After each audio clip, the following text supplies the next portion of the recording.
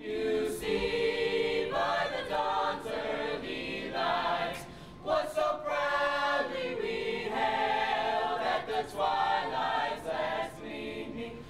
The singing of the national anthem had particular significance at Laurel High School recently, as the school welcomed past and present members of the armed forces to celebrate Veterans Day.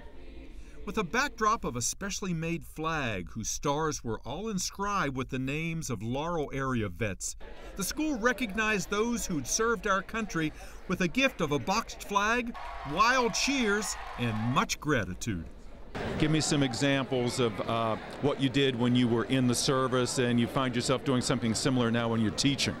Waking up early, confidence within myself, dedication to a task to complete it, and working well with others. But the highlight of the morning was the conversations between the veterans themselves and the students.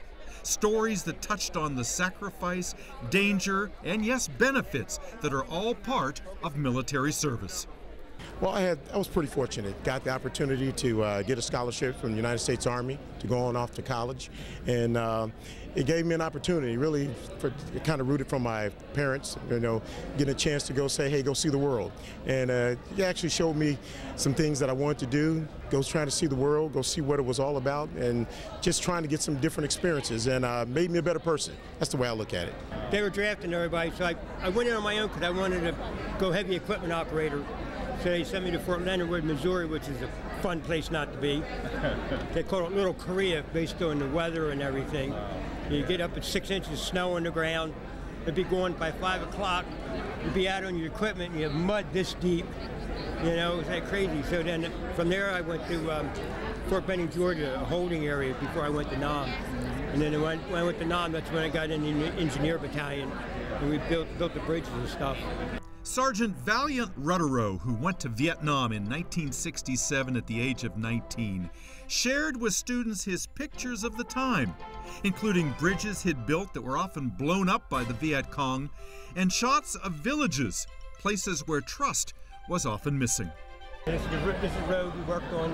This is part of our camp. And this is the water I was telling you about. It had the creosote in it.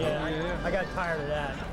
And it's more like a local village. This is what they lived in. They were very poor people. How did the people treat you in the villages? The villagers, fine. You couldn't trust nobody because the Vietnamese, they had no particular dress. Val's memories got Laurel's teens to thinking about whether they too might want to follow in his military footsteps. What is it you're trying to tell them about your military service?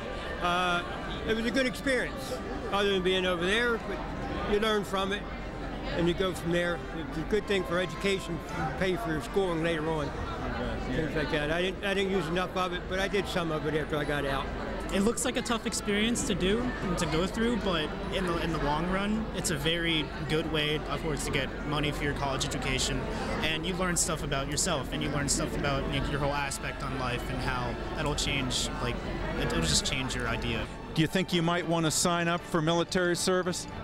Yes, because I really want to join the military because my uncle did, and it was a good experience for me to join. I can see myself doing that. For at least one student, the desire to serve was tempered by her memory of what it was like to grow up in a military family. It's been a great experience to see the veterans and see what they've been through, and it makes you think, do you really want to be in the military? It makes you really wonder what's the commitment and everything that they have to go through. And you're very young, and to make a commitment like that, that's a huge decision. If you had to make that decision today, it would probably be very tough for you. Yeah, I don't think I would make the decision because of what my family went through.